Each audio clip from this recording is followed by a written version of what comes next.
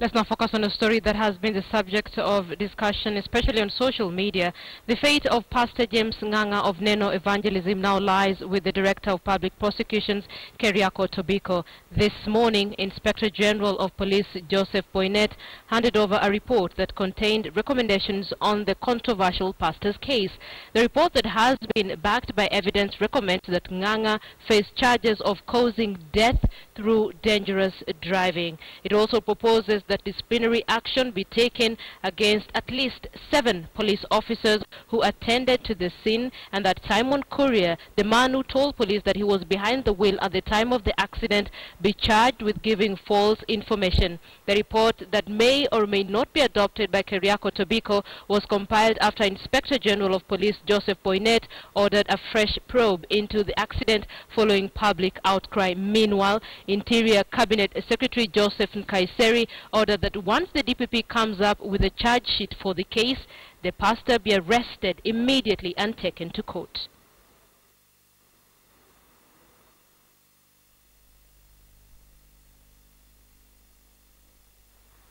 Let's now focus on our border, that is Uganda again. And Ugandan President Yoweri Museveni has dismissed calls for term limits in Uganda, saying it was a decision made by Ugandans themselves. At a press conference at State House Entebbe, Museveni hit out at US President Barack Obama, asking him to stop lecturing African presidents on their tenure in office.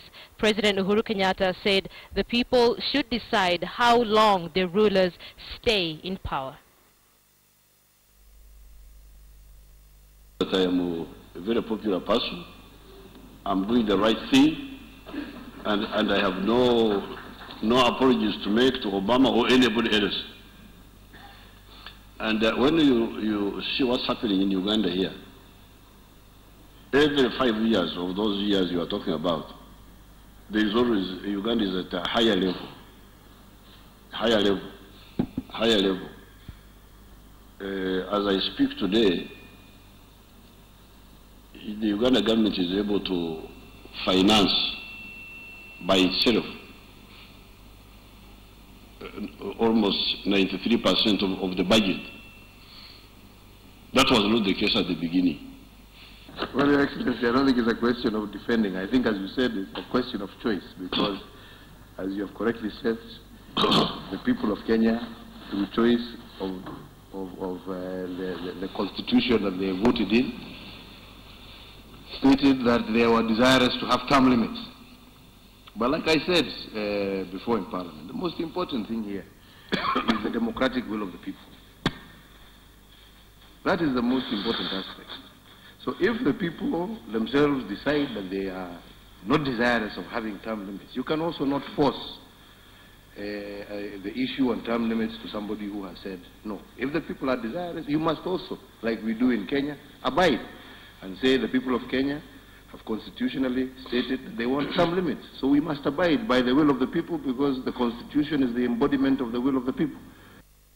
Let's bring you back into the country. 3 Nakuru-based police officers have been interdicted for alleged involvement in criminal activities.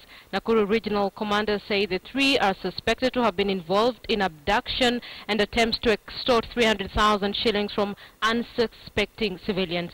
Kamche Menza reports from Nakuru. Police Regional Coordinator Gideon Amala has confirmed that the 3 have been interdicted pending the outcome of a case facing them. The 3 appeared before Kericho Senior Resident Magistrate Lillian Kinale, charged with 2 counts of abduction and attempt to extortion. But the 3 and their accomplice denied the charges. And the 3 were released on 100,000 shillings bond with a surety of similar amount. The accused were represented by Nakuru-based advocate David Mongeri and his Kericho colleague Erastus Orina. Lawyer Mongeri told the court that the suspects were arrested at a Kericho hotel as they were en route from Kisumu, where they had conducted an arrest pursuant to a report filed in court. The senior resident magistrate ordered the district criminal investigation officer to carry further investigation. The matter would be mentioned on August 24th for for fixing overhearing debt. 2 other police officers are expected to appear in court tomorrow for allegedly releasing a robbery suspect and later reportedly found with stolen goods from a shop in Boinett town in Baringo County. Sisi raia tunajua iko baadhi yao ambao huwa wanashirikiana na majambazi zugu, wanakodisha silaha zao. Kwa hivyo ningetaka wale ambao wameshikwa wachukue hatua za dharura, wapelekwe mahakamani ili iwe funzo kwa hao na wale wengine. Nakuru DCIO James Lelia has noted that they will cooperate with the public to identify and arrest any officers caught on the wrong. Kamche Menza, KTN News, Nakuru County.